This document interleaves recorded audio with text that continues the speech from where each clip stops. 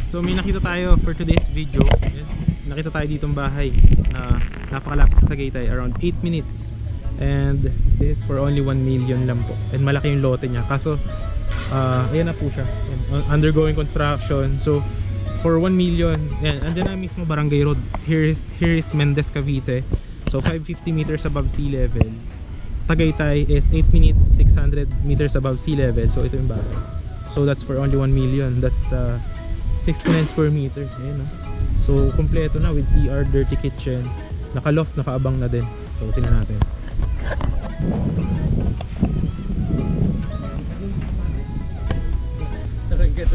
Andun na yung muhon. Yun, no?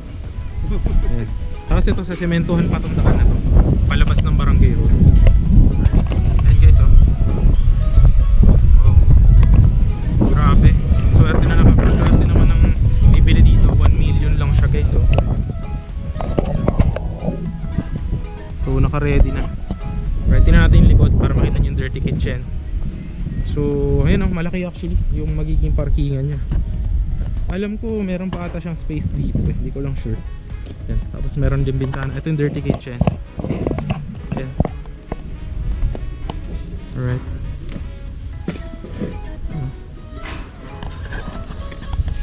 Nandyan yung muhon. Ayan. So yung property is pag ganyan siya. Ayan. Ito yung dirty kitchen. Nakita nyo yung dirty kitchen nya. Tapos yan, naka-rough finish na din siya. Actually napakalamig dito ngayon guys, no?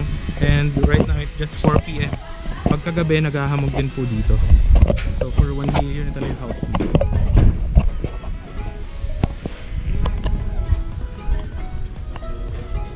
Hey kuya, video lang po.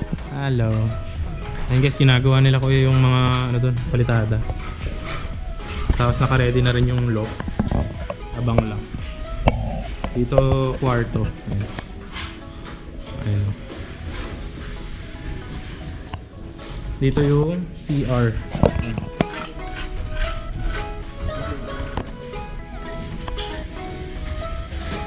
Thank you kuya. So yun lang. Malaki siya actually. Hanggang dito pa yung harap na space. Ayan, hanggang dito. Ayan, lumuhon dyan. So nakabaon.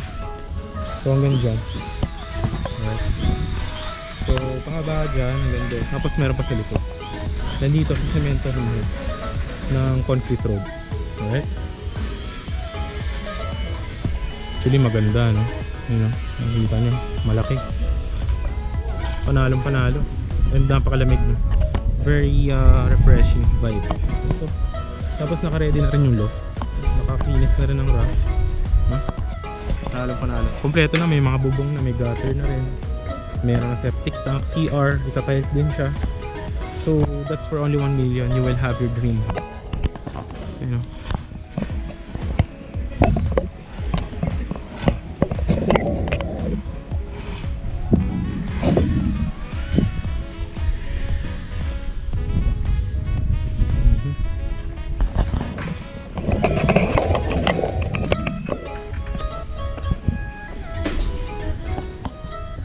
Yung dito naman guys, available din. Ayan, 2 million 170 square meter naman siya. Ayan, makikita nyo yan dito. Ito yung muhon. Ito gagawin to concrete road. And direct seller po ito. Ayan. Yan yung muhon. Hanggang dito yan guys. Hanggang dito. Ayan.